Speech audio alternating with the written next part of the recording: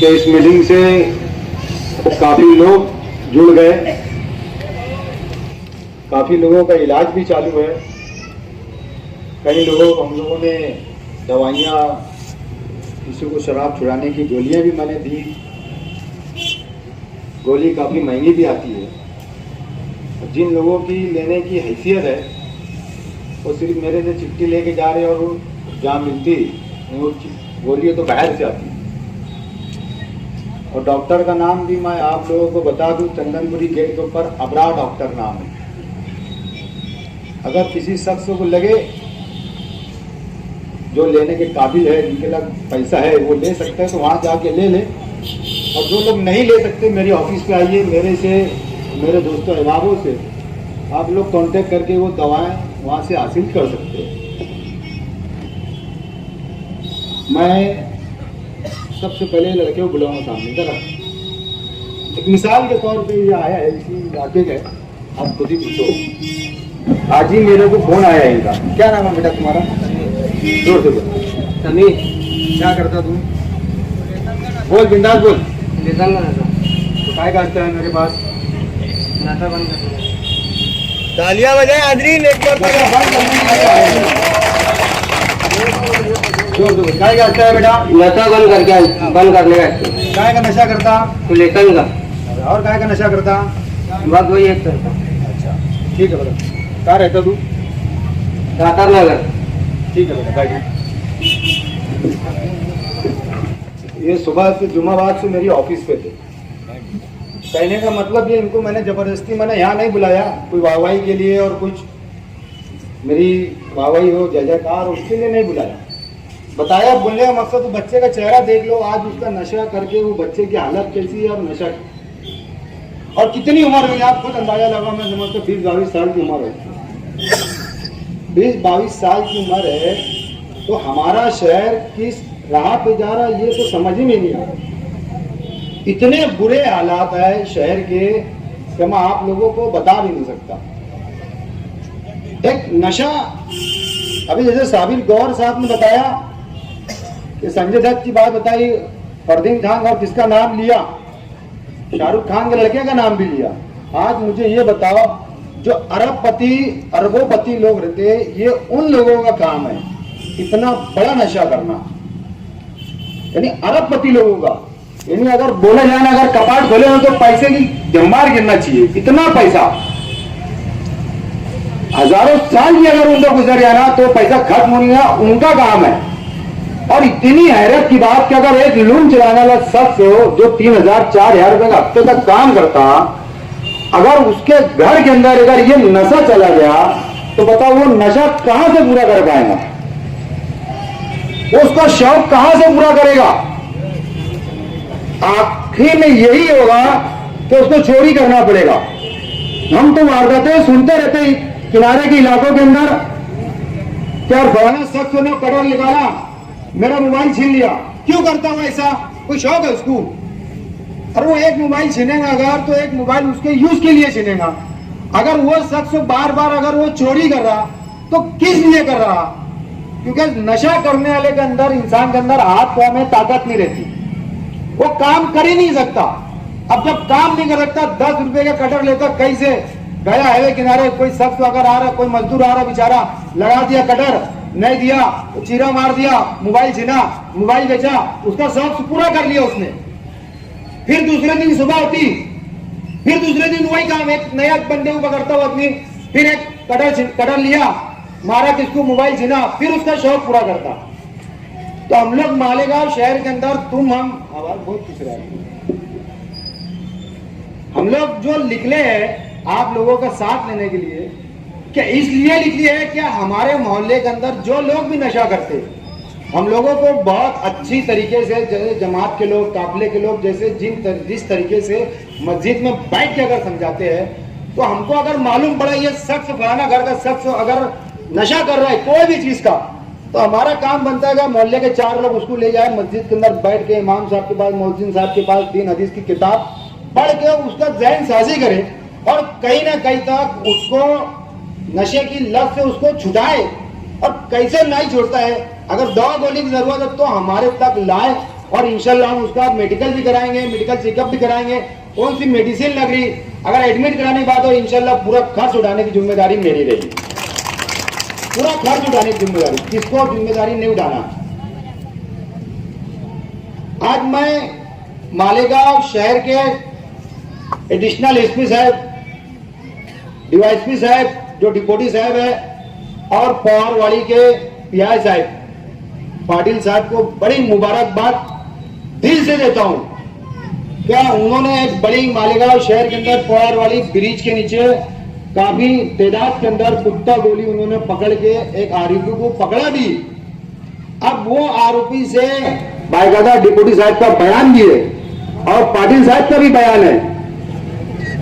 वो आरोपी से पकड़ के वो जहां से लाता था जो डीलर मिल, अब वहां तक डिप्टी साहब, एसपी साहब, पाटिल साहब जो पीआई साहब है पवारवाड़ी के, वो तहकीकात में लगे कि वो माल मुद्दा कहां से आता, ताकि उसकी जड़ तक पहुंचे और वो सिलसिला यहां तक यानी बंद हो सके। मालेगांव शहर के अंदर जो बाहर इलाकों से मालेगांव शहर के अंदर ला के देते हैं दवा गोलियां, जो भी है नशे की चीज, वो बंद कर सके। मैं मुबारकबाद देता हूं और आप सब लोगों से मैं एडिशनल एसपी साहब, डिप्टी साहब अपने और पवारवाड़ी सेक्शन के जो पीआई साहब, पाटिल साहब, मैं सबसे गुजारिश करूंगा कि उन तीनों लोगों के लिए ताली बजाए। मुबारकबाद के काबिल है वो तीनों लोग।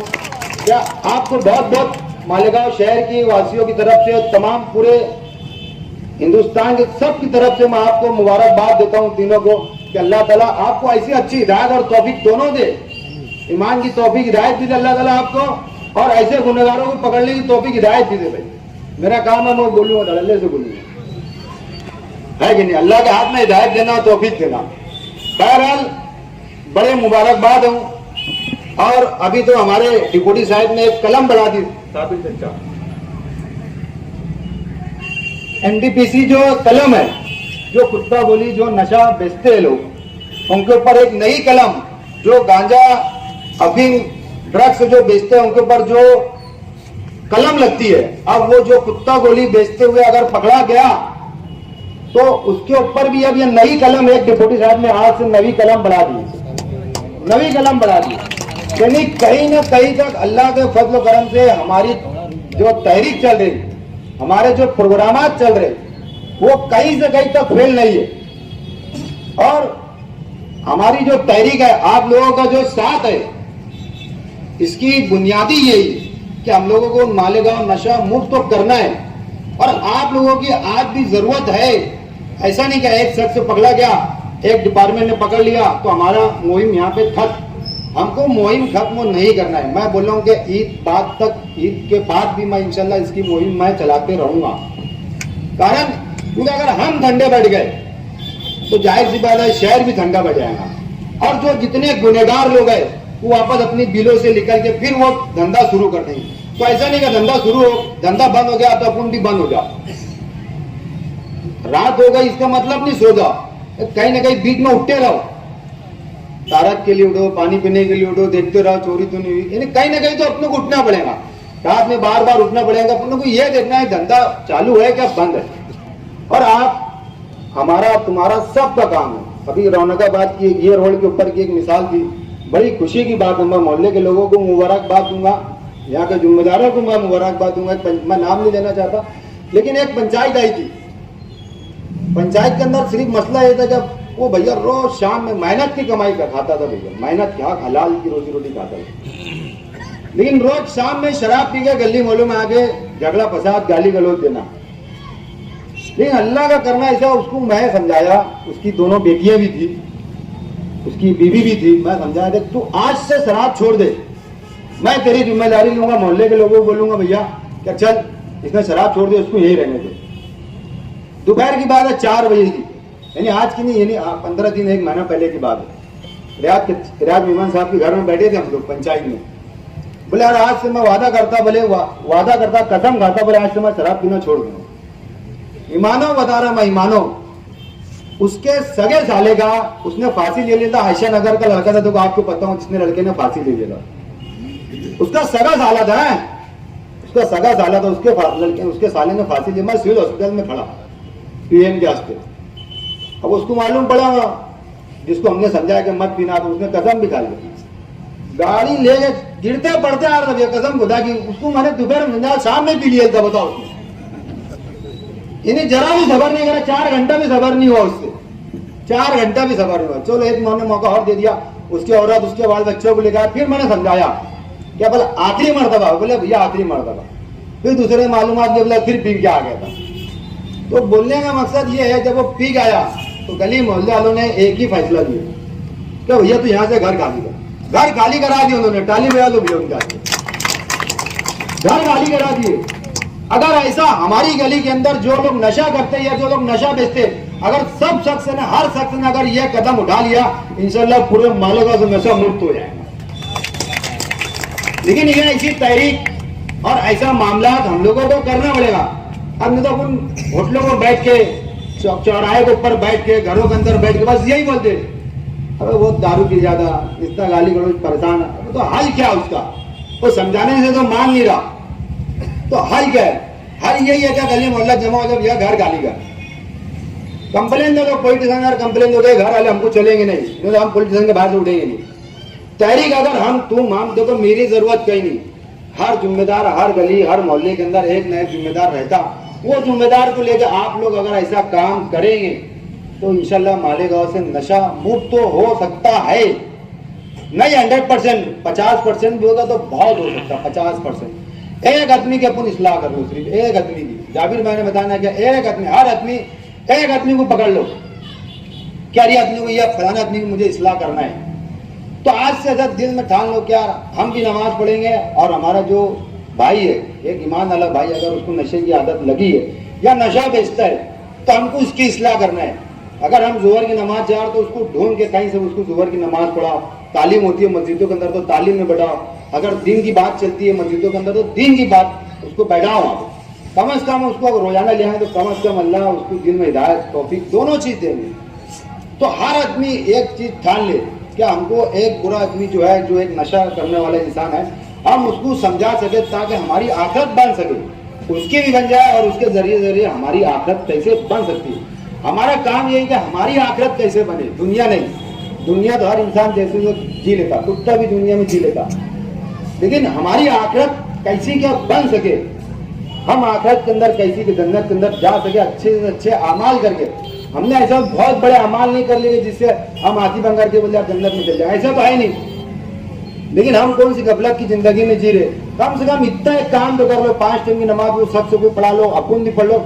और जो वो नशा कर रहा अगर, या नशा अगर बेच रहा अगर, तो कम से कम उसको हम समझा तो सकते कि भैया देख छोड़ दे, तेरे बाल बच्चों को तकलीफ, तेरी बेटी के रिश्ते आने के लिए तकलीफ, तेरे बेटे को बहू मिलने के लिए तेरे को तकलीफ, तेरे घर के अंदर आजू बाजू तेरे को बुरा भला बोलते, जैसा हो सकता तुमसे वैसा आप लोग उसको अपना बच्चा समझ के, अपना भाई समझ के कम से कम समझाओ तो सही, कहीं ना कहीं वो समझ सकता है।